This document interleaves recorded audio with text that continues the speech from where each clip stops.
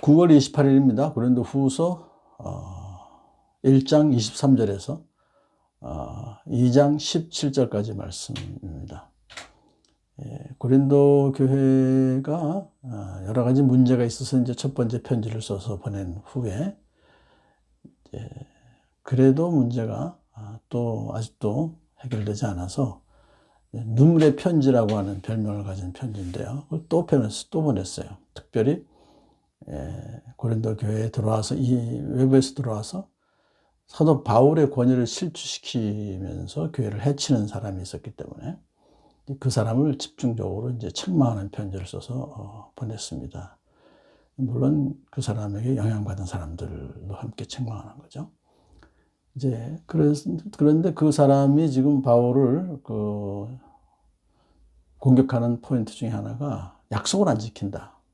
온다고 해놓고서는 안 온다. 그런 얘기죠. 그 이유 때문에 이제 권위를 실추시키는 거예요. 한 입으로 두 말 한다. 이런 얘기죠. 그런데 바울은 이제 오늘 본문에서 왜 내가 고린도에 가지 않았는지 이유를 설명합니다. 그러면서 좀 단호하게 내 목숨을 걸고서 내가 말합니다. 하나님을 증인으로 모시고 내가 말합니다. 그렇게 아주 굉장히 강하게 얘기합니다. 내가 아직 고린도에 가지 않은 것은 여러분을 아끼기 때문입니다. 여러분에게 또다시 아픔을 주지 않아야 하겠기에 내가 가지 않기로 결심하였습니다. 대신에 이렇게 편지를 썼습니다. 보냈습니다. 그렇게 하면서 이제 여러분이 이미 믿음에 튼튼히 서 있는 것을 내가 알기 때문에 편지로 대신한 것입니다. 또 다른 이유를 말합니다. 나를 기쁘게 해줄 수 있는 사람은 여러분밖에 없습니다. 그런데 내가 여러분의 마음을 아프게 한다면 나를 기쁘게 해줄 사람에게 슬픔을 안겨주는 셈이 되지 않겠습니까? 자기는 그렇게 하고 싶지 않다는 거죠. 내가 이 편지를 쓴 것은 내가 거기에 갔을 때에 나를 기쁘게 해야 할 바로 그 사람들에게서 내가 마음 아픈 일을 당하는 일이 없도록 하는 것이었습니다. 그렇게 얘기를 해요. 그러면서 자기가 기뻐하는 것은 곧 고린도 교인 모두의 기쁨이 되는 것을 확신하기 때문이라고 말해요. 그러니까 결국은 여러분의 기쁨을 위해서 내가 가지 않았습니다 하는 뜻이 되는 것이죠. 하면서 나는 몹시 괴로워하며 걱정하는 마음으로 많은 눈물을 흘리면서 여러분에게 그 편지를 썼습니다. 그러나 그것은 여러분을 마음 아프게 하려고 한 것이 아니라 여러분을 내가 얼마나 극진히 사랑하고 있는지를 알려주려고 한 것이었습니다. 자, 그래서 이 편지를 받은 고린도 교인들과 그 당사자가 양심의 가책을 받아서 회개합니다. 그들이 이제 고린도 교회에서 그 문제를 일으켰던 그 사람을 징계했어요. 그리고 그 사실이 바울에게 전해집니다. 자, 이제 그런 사실을 이제 알고서 바울은 이제는 그 징계받은 사람을 용서하고 공식적으로 그에게 사랑을 나타내서 그의 회복을 도우라고 권면합니다. 여러분 대다수는 그러한 사람에게 이미 충분한 벌을 내렸습니다. 그러니 여러분은 그를 용서해주고 위로해줘야 합니다. 그 사람이 지나친 슬픔에 짓눌리는 일이 없도록 해야 되겠습니다. 참 이것이 바로 예수 그리스도의 사랑이죠. 믿음의 형제가 죄를 짓거든 꾸짖고 회개하거든 용서하여 주어라.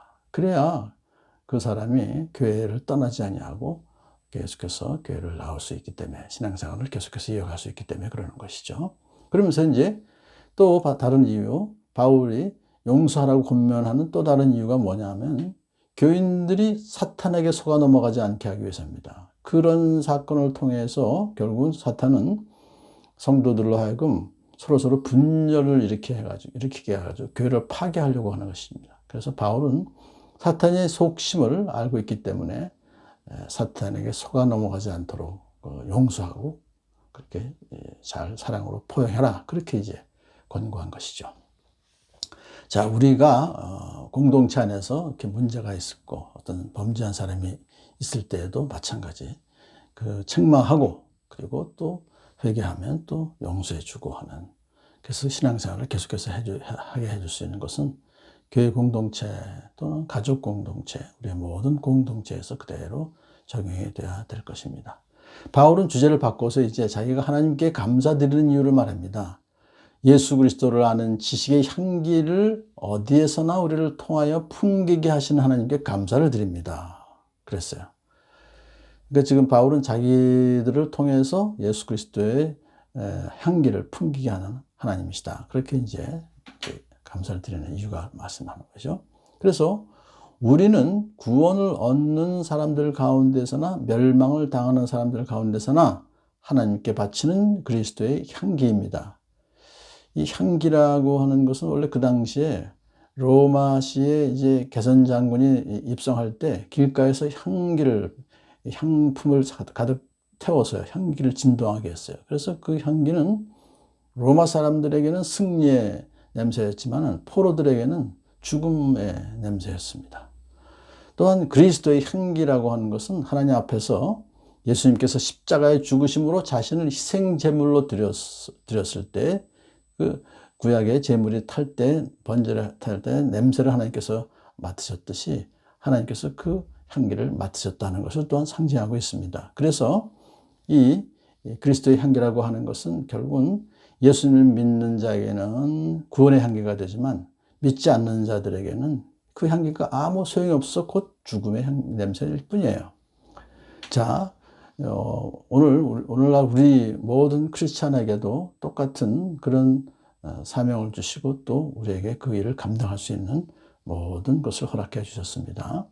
우리도 하나님께 감사를 드리는 이유는 하나님께서 우리들에게 예수 그리스도의 복음을 전하는 사명을 주셔서 그래서 하나님 말씀을 이제 받는 사람에게는 구원의 향기가 되게 하고 또 받지 않은 사람에게는 결국 죽음의 냄새가 되게 하는 그 사명을 주셨기 때문에 감사를 드리는 것입니다.